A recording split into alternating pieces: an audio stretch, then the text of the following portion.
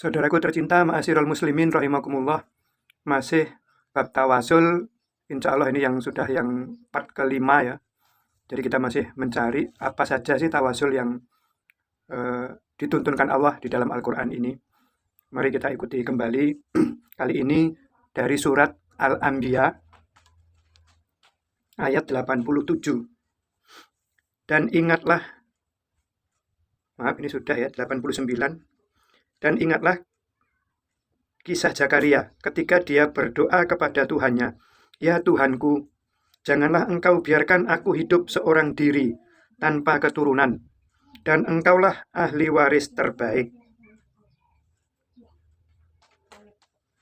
Ini maksudnya, sekiranya Allah tidak mengabulkan doanya, yakni memberi keturunan, Zakaria menyerahkan dirinya kepada Allah, sebab Allah adalah ahli waris terbaik.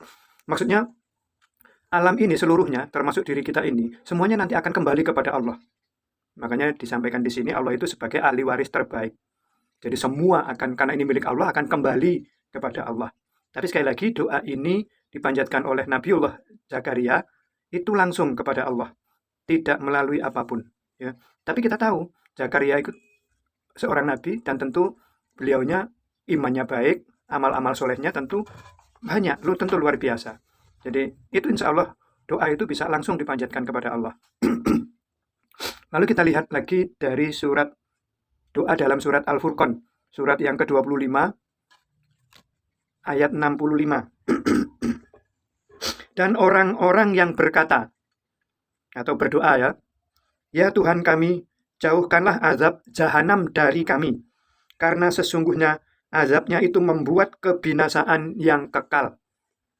Jadi kembali di sini Al-Quran mencontohkan doa-doa yang dilakukan oleh hamba-hamba Allah ini, siapapun dia, itu langsung ditujukan kepada Allah tanpa melalui apapun. Tapi kita coba lihat ayat sebelumnya ya. Jadi walaupun doa ini dibacakan langsung, tapi ada ayat sebelumnya. Ayat 63 dan 64. Adapun hamba-hamba Tuhan yang Maha Pengasih itu, jadi kita memuji Allah, hamba Tuhan, Tuhan yang Maha Pengasih, adalah orang-orang yang berjalan di bumi dengan rendah hati. Dan apabila orang-orang bodoh menyapa mereka dengan kata-kata yang menghina, mereka mengucapkan salam. Nah, ini saya juga ingatkan ya. Jadi di Quran ini, kalau ada orang-orang bodoh yang menyapa mereka dengan kata-kata yang menghina, mereka mengucapkan salam. Mampukah kita begitu? Di medsos nampaknya jauh dari ini. Lapang dada menerima hinaan orang, umpatan orang, justru balik mengumpat, saling mengumpat. Mari belajar, ya. Yang biasanya mengumpat, belajarlah. Seperti yang disampaikan oleh Allah ini. Ini pelajaran. Apapun yang kita dapatkan dari Al-Quran, dari sunnah-sunnah Rasulullah, semuanya penuh hikmah, semuanya penuh pelajaran. Jadi dengan orang-orang sombong itu kata Allah apa? Orang bodoh. Maka mari kita jangan jadi orang-orang yang sombong, orang-orang yang bodoh. Kalau berkata-kata menghina, kalau berkata-kata kemarin dalam hadis, dalam riwayat, berkata-kata keji. Mari berkata-kata yang indah. Kita menyampaikan sesuatu, kita mengoreksi sesuatu dengan senyuman. Ya. Selanjutnya, yang ayat ke-64-nya, dan orang-orang yang menghabiskan waktu malam untuk beribadah kepada Tuhan mereka dengan bersujud dan berdiri. Nah, kalau sebelum-sebelumnya karena kita tidak temukan tawasul wasilah itu dengan orang-orang soleh melalui kuburan, tidak ada. Makanya ini saya coba mencari ayat ini sebelum atau sesudah doa ini. Kenapa doa itu kok langsung? Ternyata apa? Ini mereka ini orang-orang yang menghabiskan waktu malam untuk beribadah kepada Tuhan mereka dengan bersujud dan berdiri. Tentu yang dimaksud di sini sholat ya. Karena bersujud dan berdiri, ya bersujud, ya bersujud, ya berdiri gitu ya. Jadi ternyata apa? Wasilahnya itu dengan kita beramal soleh. Panjenengan menjadi orang baik, itu juga menjadi wasilah. Jadi sebelum doa ini dipanjatkan oleh orang-orang itu, ya, di atasnya itu diberikan petunjuk oleh Allah. Itulah wasilah. Panjenengan berbuat baik, tidak mengucapkan kata-kata keji. Itu sebetulnya salah satu wasilah, salah satu perantara doa kita kepada Allah agar diterima oleh Allah.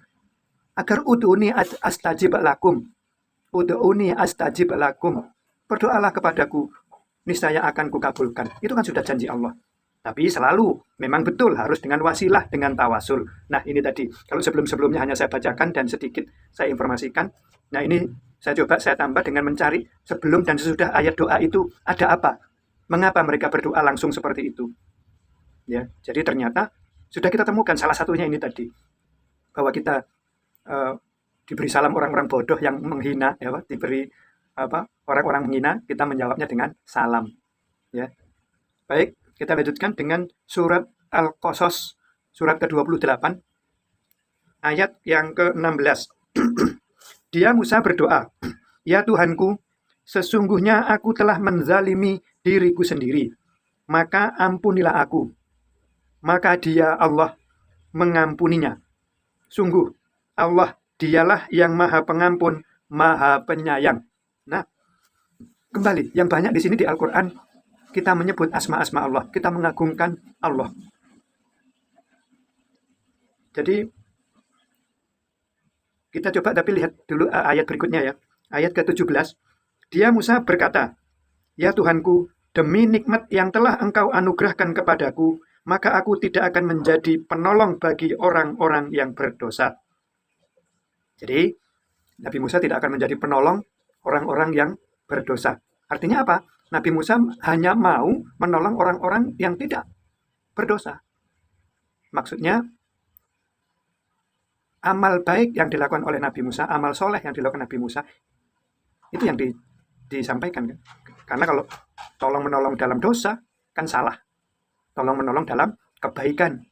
Nah itulah, jadi yang dilakukan oleh Nabi Musa. Berarti apa? Wasilahnya kita melakukan amal-amal baik, amal-amal soleh. Selanjutnya,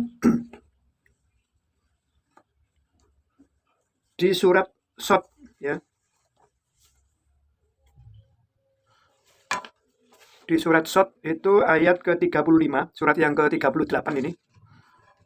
Jadi ayat 35-nya, dia berkata, "Ya Tuhanku, ampunilah aku, dan anugerahkanlah kepadaku kerajaan yang tidak dimiliki oleh siapapun setelahku. Sungguh, engkaulah yang maha pemberi." Ini nampaknya doanya Nabi Sulaiman. Ya. Jadi Nabi Sulaiman minta kepada Allah diberikan, dianugerahkan kerajaan yang tidak dimiliki oleh siapapun setelahnya.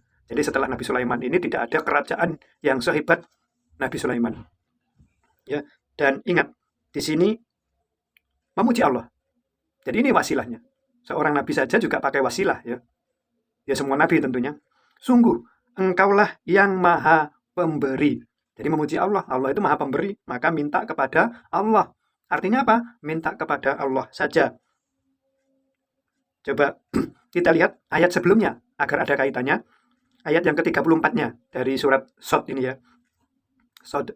Dan sungguh kami telah menguji Sulaiman, dan kami jadikan dia tergeletak di atas kursinya sebagai tubuh yang lemah sakit. Lemah karena sakit, kemudian dia bertobat. Nah, diuji. Sulaiman diuji dengan sakit. Bisa jadi wasilah ini, ya, wasilah sakit ini membuat kita diampuni oleh Allah, membuat kita dijauhkan dari api neraka.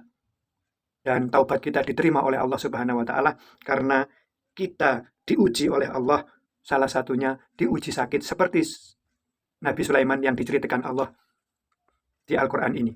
Maka mari kita mencari wasilah-wasilah yang sudah kita temukan di dalam Al-Quran ini, dan kita ikuti apa yang dimaui Al-Quran. Jangan apa yang dimaui oleh diri kita, oleh pemikiran kita, oleh otak kita, oleh nafsu kita, tapi kita mengikuti apa yang disampaikan oleh Allah dalam Al-Quran. Semoga kita bermanfaat dan kita digolongkan oleh Allah sebagai orang-orang yang diridhoi masuk ke surganya Allah dan bersama Rasulullah Muhammad SAW. Mohon maaf, wabillahi taufiq wal hidayah, waridha wal inayah. Wallahu a'lam. Assalamualaikum warahmatullahi wabarakatuh.